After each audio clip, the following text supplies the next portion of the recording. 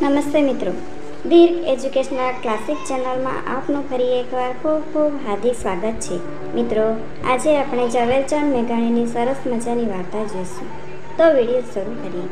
ભિખારો. પાટા ઉપર સામળ ચાલ્યો જાય છે ત્યારે એ વારંવાર પોતાની બરાબર ભૂજાઓને તેમજ કાંડાને નિહાળતો જાય છે.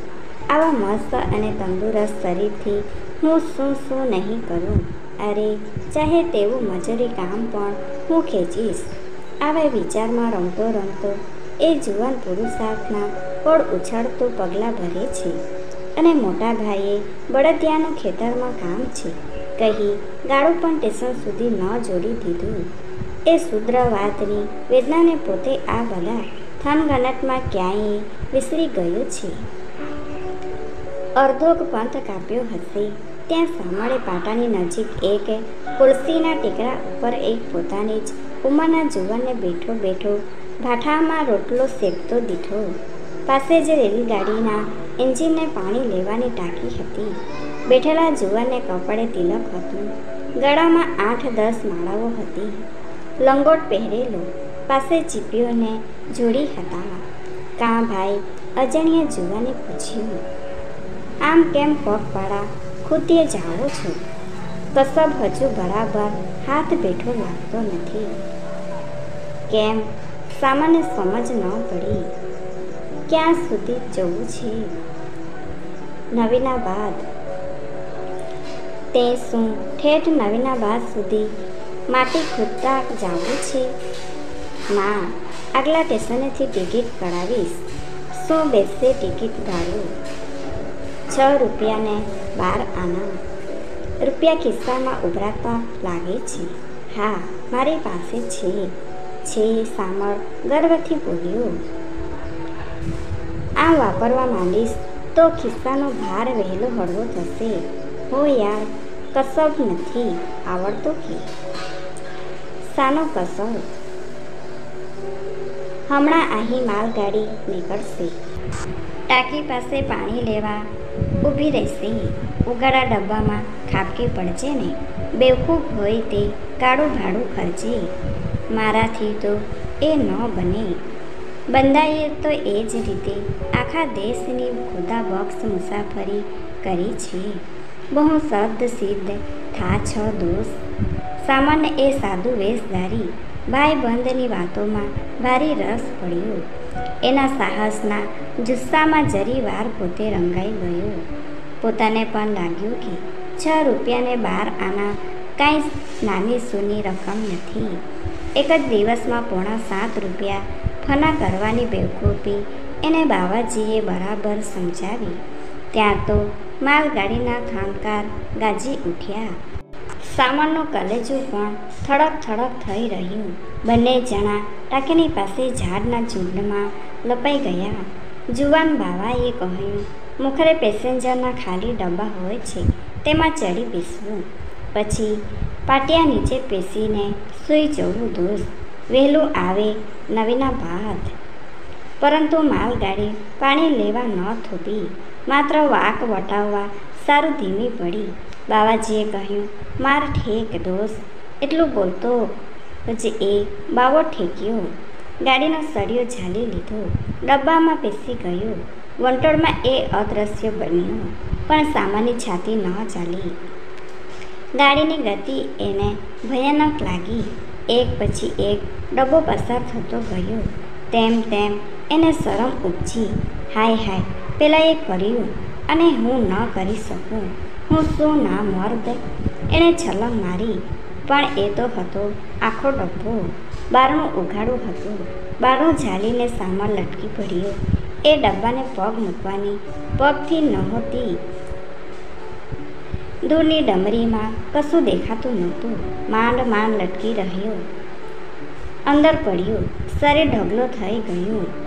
ગાડી એને નવીનાબાદ લઈ જાય છે. પડ્યા જુવાને વિચાર ઉપડ્યો, આ મેં શું કર્યું? હું મફતિયા મુસાફરી કરી રહ્યો છું.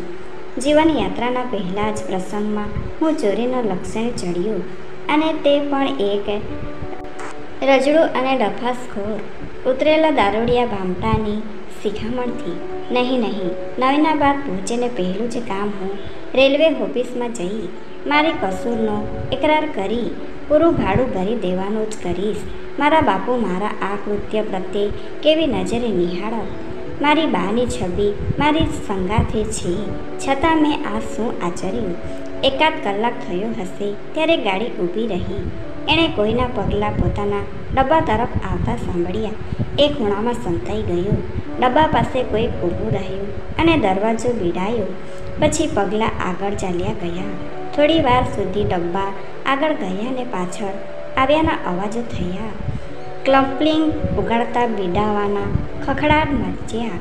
પછી તમારા સ્વરો સમી ગયા. ચૂપ કીધી પથરાઈ. બીજો એકાદ કલાક વીત્યો. કેમ કશો સંચાર થતો નથી? સામણ થાક્યો. એ ચોમેરની બંધ થયેલા લોખંડી ડબ્બામાં અંધકાર હતો. જુવાને અકળાઈને ઊભા થઈ બારણા ખેંચ્યા, પણ બહારથી તાળું લાગી ગયું હતું. સામળ ચૂક્યો. આબો બન્યો. આ શું? નવીનાબાદ આવશે ત્યાં સુધી શું મારે આ કેદખાનામાં પડ્યા રહેવાનું છે? પણ આ ગાડી ચાલતી કેમ નથી?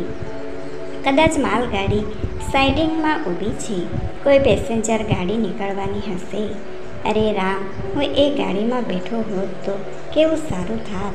પણ એમ વિચાર કરતા તો એક પછી એક કંઈ કલાકો વીત્યા, છતાં ગાડી ચાલતી જ નથી. એક ભયંકર સંભાવના એના મગજમાં જાગી ગઈ. નક્કી કદાચ આ ડબ્બો કાઢી નાખીને કોઈ સાઇડિંગમાં હડસેલી દીધો લાગે છે. 2-3 ગાડીઓ પસાર થઈ ને દરેક વખતે એણે આતુરતાની રાહ જોઈ, પણ ગાડીઓ ન અટકી. એ અંધારામાં બેસી રહ્યો, વાટ જોતો.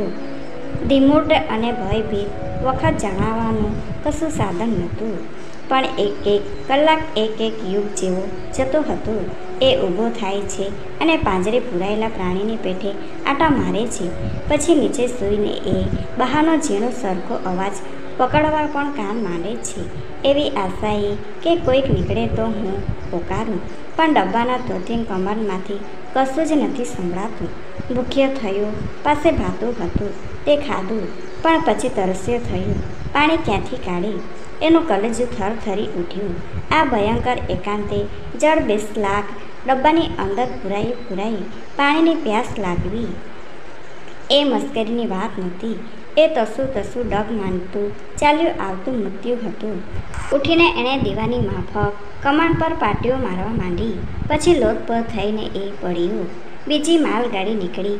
એણે ચીસાચીસ કરી મૂકી, પણ ગાડીના ખડખડાટમાં કોણ સાંભળે? પાણીની તરસ વધતી જાય છે. તરસનો વિચાર છોડી દેવા પ્રયત્ન કર્યો. તેમ તો એ વિચાર બેવડાવ જોશથી મગજ પર ચડી બેઠો. એને લાગ્યું કે હું મરી જઈશ. મરતા માણસને ભૂતકાળ યાદ આવે. એને પણ પોતાના જીવનની દરેક ઘડી સાંભળી. વળી થયું કે આમ ઊંડાની પેઠે મરવું બરાબર નથી. કાંઈક રસ્તો કરું. ડબ્બાને તરસું જગ્યા જોઈ વળ્યો, પણ ક્યાંય એકે ચિરાગ ન દીઠી ને એક પણ પાટિયું ઢીલું માલતું પડ્યું. ડબ્બો લાકડાનો છતાં નવો જ બનેલો હતો. લાગ્યું કે ભૂખ મરાથી નહીં, પણ કદાચ વેળાસર ગુંગળાઈને જ મરી જઈશ. એક છુરી કે એક ચાકુ મારી પાસે હોત તો હું ક્યાંક બોકરું પાડીને હવા મેળવત, પણ કશું સાધન નહોતું. દરમિયાન ભૂખ અને તરસ વધતા જાય છે. દરેક ગાડી પસાર થતાં એ અવાજ ફાટી જાય ત્યાં સુધી ચીસો પાડે છે. કમાન પર પગની લાતો મારે છે, પછી લોથ થઈને પડે છે. ઘણા કલાકે એક માલગાડી નીકળી, ધીરી પડી, અટકી. એક પાગલી માફક એણે પછાડા મારવા માંડ્યા. ડબ્બાના દ્વાર સાથે ધક્કા મૂકી અને ચીસાચીસ મચાવી મૂકી. એનું કૌતુક નીચવાઈ ગયું હતું. ઘડીભર થાય છે કે બહાર ગાડીને ઊભી રહેવા દીધી પછી જ અવાજ કરવા સારું. જોને સંગરી રાખું. વળી બીજી ઘડીએ બીક લાગે છે કે ગાડી ઊભી નહીં રહે તો. એણે પોતાની કારમી ધમાચક ચાલુ રાખી. ગાડી થંભી. ડબ્બાઓ જોડાવાના અને છૂટા થવાના ખડખડ સંભળાયા. સામળભાઈના પછાડા અને પુકારો ચાલુ હતા. અલ્યા કોણ છે? ડબ્બાની પાસે બહારથી ઘોઘારો અવાજ આવ્યો. ખોલો, હું મરું છું, ખોલો. સામાનનો અવાજ ફાટી ગયો. અલ્યા શું છે? હું પૂરાઈ ગયો છું. કેમ કરીને અંદર બેઠો તો મને કોઈએ અહીં પૂરી દીધો છે. હું મરું છું. કોણ છે તું? હું ચાલતી ગાડીએ ચડ્યો હતો.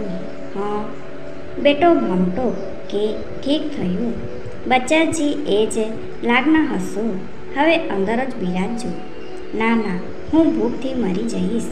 હું અહીં કેટલા દિવસોથી પુરાયો છું. મહેરબાની કરીને મને ઉગારો. ફરી કદી હું આવું કૃત્ય નહીં કરું. હા, બહાર કાઢું તો તને પોલીસમાં જ સોંપું ને બચ્ચા. ખુશીથી. પણ એકવાર અહીંથી તો મને કાઢો મહેરબાન. થોડી ચૂપ કીધી પછી અવાજ આવ્યો. કાંઈ પૈસા છે કે તારી કને? હોવે છે, પૈસા છે. ધીરે બસ. કેટલા છે? અવાજ છાનો બન્યો. કાશ હું સામાન ન સમજી શક્યો. કેટલા પૈસા છે? 80 રૂપિયા. લાવ, દઈ દે મને તો બહાર કાઢું. ભાઈ સાહેબ, બધા હું સી રીતે દઈ દઉં તો સારું, મરી રહે અંદર. એ ભાઈ સાહેબ સાંભળે ચીસ પાડી. આ લો, પણ થોડાક મારા માટે રહેવા દેજો. તમારે પગે લાગું છું. 5 તારે માટે રાખ, બાકીના દઈ દે. ચાલ જલ્દી કર. છે કબૂલ. ભલે, જોજે હા, પાછળથી તારી ચાલાકી નહીં ચાલે. ચાલાકી નહીં કરું. મને બહાર કાઢો. જો ચાલાકી કરી છે ને તો માથું જ ભાંગી નાખ્યું જાણજે. એવો ઘોઘારો અવાજ કાઢીને એ આદમીએ થોડુંક બહારનું ઉઘાડ્યું. એના હાથા બત્તી હતી. બત્તીના પ્રકાશે સામનની આંખોને આંજી નાખી. હવે લાવ, કાઢ રૂપિયા. બત્તીવાળા આદમીએ એક બાજુ ઊભા રહીને હાથ લંબાવ્યો. આપું છું હો ભાઈ સાહેબ, કહીને એણે અંદરના ગજવામાં હાથ નાખી ચીથડી છોડવા માંડી. પણ હું ગણી નહીં શકું. મારી નજર પડતી નથી. લાવ અહીં, હું ગણી લઉં. પડીકું લઈને એ બત્તીવાળો અલગ બન્યો. બહાર અંધારે ઊભેલા સામળે દોડતા જતા પગલાંનો અવાજ સાંભળ્યો. ઘડીભર તો એને ગજ જ ન પડ્યું. પછી એણે ચીસ પાડી કે મને 5 રૂપિયા આપતા જાઓ, 5 રૂપિયા દેતા જાઓ. એમ પોકારતો બારણાને ધકેલીને એ નીચે ખાબકી પડ્યો. ગાડી ઉપડી. એણે પેલા બત્તીવાળાને ગાડીના એક આગલા ડબ્બા પર ચડતો દીઠો. એ ગાડીની સાથે દોડ્યો. દોડતા તારમાં અટવાઈને એણે 2 ગથડિયા ખાધા. એને ઊભો થયો ત્યારે ગાડીમાંથી પેલી બત્તીને ઝૂલતી જોવાનો સંતોષ લીધો. પણ એક પલમાં એને ભાન થઈ ગયું. પૈસા ગયા. ભૂખ તરસથી પ્રાણ નીકળે છે. અહીં રાત વેળાનો એકલો અંતરિયાળ હું મરી જઈશ. એક છલંગ ને એણે ચાલતી ગાડીના એક ડબ્બાનો હેન્ડલ ઝાલી લીધો. એ ઉપર ચડી ગયું.